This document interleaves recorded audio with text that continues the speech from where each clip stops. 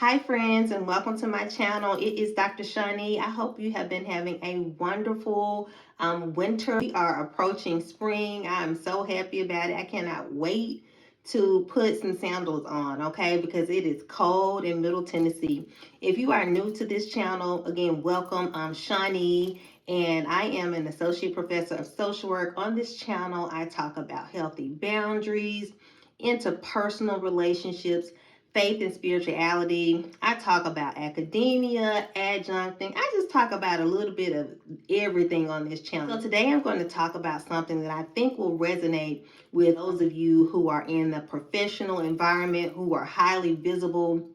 Even if you aren't highly visible, this can relate even down to the family dynamic level. So have you ever been in a space, perhaps in your family environment, work, church, sorority, and you felt a sense of tension, but no one said anything directly? Sometimes it's not necessarily what you did, it's about what you represent. I am a tenured professor of social work, and I have experienced this tension across multiple institutions. And I want to talk about it because it is something we don't name clearly enough, and it is called status insecurity. And this doesn't just show up in academia, it can show up in families, it can show up in church culture, sorority culture, any space where there are roles, hierarchy, and visibility. Status insecurity is when someone else, not you, but someone else feels uncertain or threatened about their role, position, value in comparison to another person. And that other person, if you're highly visible, might be you. Academia, and I'll speak to my lived reality as a professor, is built on rank. Adjunct, instructor, junior faculty, associate professor, you get that tenure, full professor. And so if you enter into the academic system, your title carries meaning whether people choose to acknowledge it or not. So I'm going to give some real life examples of situations that I have seen over the years. And this is an academic situation. You can have faculty members who've been in a department working, teaching, being an instructor for many years. And I worked across multiple institutions and have seen this play out, both at an HBCU and at a predominantly white institution. So I've seen these faculty in the background working, but they never stop to go back and get their PhD. And where did the insecurity come in?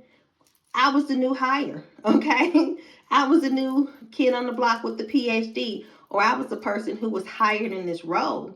And people started to look and say, well, what's going on? Why am I not making this salary? Or why am I not as valuable or called doctor? Well, you didn't go back to school to get the degree. And that can feel very invalidating. That's how I have experienced others dealing with role insecurity. And I've even been in roles or positions or around others who had more rank or more experience, lived experience than I did. I'll give you a prime example. When I graduated from Tougaloo, I went down to Clark, Atlanta as a newbie master's student in the Africana Women's Studies program.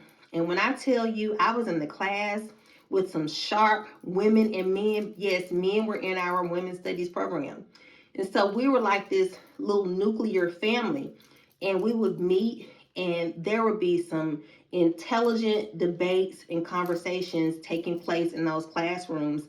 And I would just be like, my first semester there, I told my cousin Nataki, I said, I'm leaving Clark, Atlanta, because I don't know what they're, I don't know this language. These women and men are speaking above my head. I wasn't insecure or threatened. I just was a little quiet and reserved. I admired them. And some of them were in their 40s. I was just in my 20s. I was just this young little pup in the classroom. Being in those spaces with individuals who were older than I was, it pushed me. It challenged me. It helped me see what it was to actually take on a PhD, because I was in the classroom with doctoral students who could articulate it. They were sharp with it. They knew everything. And so that pushed me to keep learning. So it was a no-brainer when I left Clark. I knew that I was going to get a PhD. So their presence in the room, although they had much more experience, much more lived experience, I was way younger, it did not deter me or diminish me. It helped me expand my vision. Another example I'll give you currently, I'm a tenured professor at my university, but I also am a patient partner with the University of Cincinnati. Every month, I'm on a call with many medical doctors. If you've ever been in a room with medical doctors, they speak at a high level, a lot of them, and they are talking about clinical research, clinical trials, what needs to take place so that we can support stroke survivors across the country and their families. I was invited into this space because of my experience as a caregiver. You can call me a caregiver expert because I provided care to my parents. When I'm in those spaces with these medical doctors, I'm Dr. Shawnee as well. I listen, I learn from the room, I don't overspeak, but also I do not shrink myself down because I understand something very important. I was invited into the room for a reason, for my expertise, for my voice. And so that's the difference between confidence and insecurity. That's the difference between, you know what, I know who I am in my role and I know who others are, and I don't need to feel threatened by anyone else in the room because I'm equally qualified to be in this space. So let me tell you how insecurity can show up in different spaces again. Family dynamics, church, community, sorority, anywhere where there's these different hierarchies. And as a person of faith, I know that all of this stuff is transient. We don't get to take it with us when we die. So these ranks, these titles, yes, it's things that we have earned while we are here. When I die and when Shawnee leaves this earth, none of it'll matter. I will be with just the life that I live. When individuals are insecure in their role, they are constantly trying to prove themselves. So you may see this in your family dynamic. Someone is constantly, you say you're doing this, here they come. They're doing it as well. You get a new car, they want to get a new car. It's this kind of this status competition. They constantly overstep boundaries. This occurs a lot in the workspace. When the individual feels insecure in their role, you are in that role, the first thing they want to do is jump ahead of you, make a decision, or overstep because they are so insecure in their role, and they just really want to take over your role. There, in their mind, is some competition that's going on, but you're probably looking like, actually, dear, it's not any competition. It's levels and lanes, okay? Levels, right? Levels, and then it's lanes. So I'm a type of person. I operate in my lane and I stay on my level. A lot of times when you're dealing with people who are insecure, they like to control communication and control the narrative around a lot of things. And so there are many different ways that people can manifest insecurity. You can look this up. But most often, when an individual is insecure, whether it's your family member, church member, someone you work with, they're insecure about their own status, they want to get you to shrink down a little bit, okay? You just need to pipe down. You don't need to be as visible. We need you to simmer down a little bit. And so here's what I want to let you know. They may want you to decrease your visibility, but God didn't say decrease your visibility, okay? Your intellect, your skills, your presence, the essence of who you are, your handsome face, your beautiful face, your wonderful personality, your spirit, that's all God given, okay? That's what the Lord gave you. And they too have their own skills and talents and stuff, but sometimes people just don't know that because they don't tap into that. So don't do anything that shrinks what God has put in purpose in your life so that other people can feel more comfortable with their own life. That's not your assignment. Assignment is to do what you've been called to do. And I want to speak to the individuals who are watching this video. You may be that person who feels insecure. So let me give you some practical tips and steps to help you so that when you're standing beside someone who has all of these credentials, who is shining bright like a diamond, like Rihanna said, you don't feel a type of way. The first thing you want to do is really get to the root of where your insecurity is coming from, okay?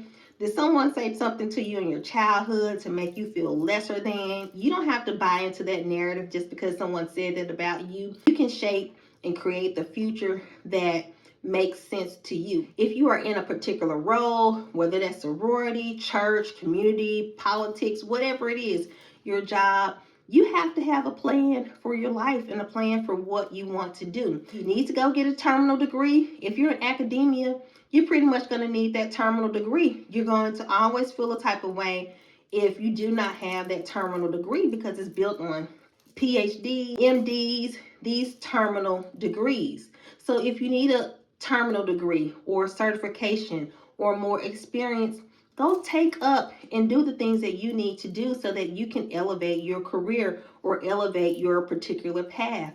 Advocate for yourself. Speak up for yourself. Let people know how the experience that you have translates into more output for their company or how it benefits the company and how even you are worthy of more compensation or a promotion in your role, and that can help you with this status insecurity. Also, you can learn from your environment.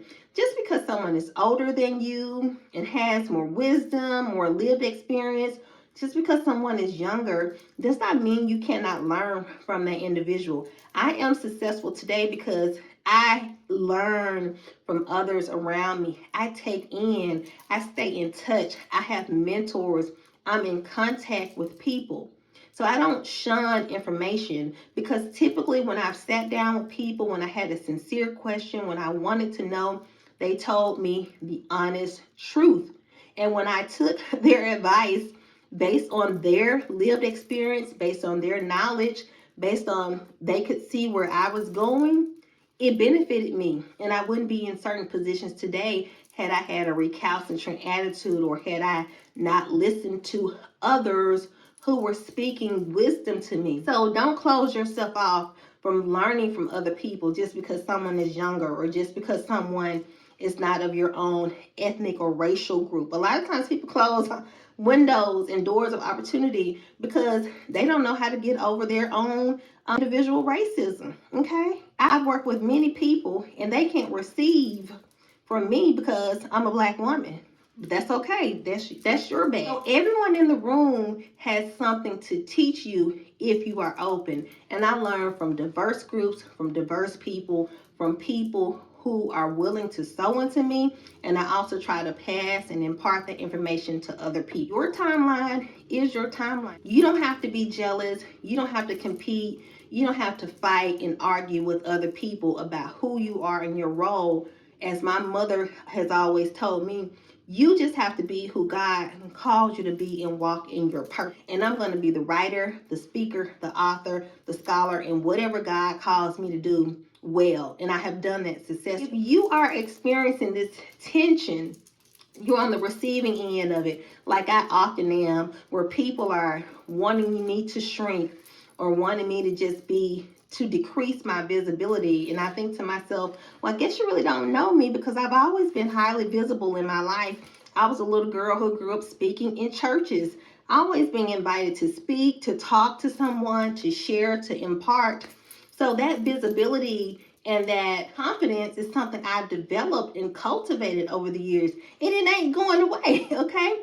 But that's what the Lord gave to me. And so what I'm saying to each of you, don't shrink, don't over-explain, don't internalize. Stay grounded in your role, be clear, be consistent, and let your structure speak. Sometimes what looks like an attitude from other people, you're trying to figure it out, is really someone trying to reconcile who they are and where they fit in. They thought they would be a little bit more progressive in their life or further ahead. There is room for growth at every single level, but growth requires ownership, not comparison. Thank you for watching and have a wonderful day.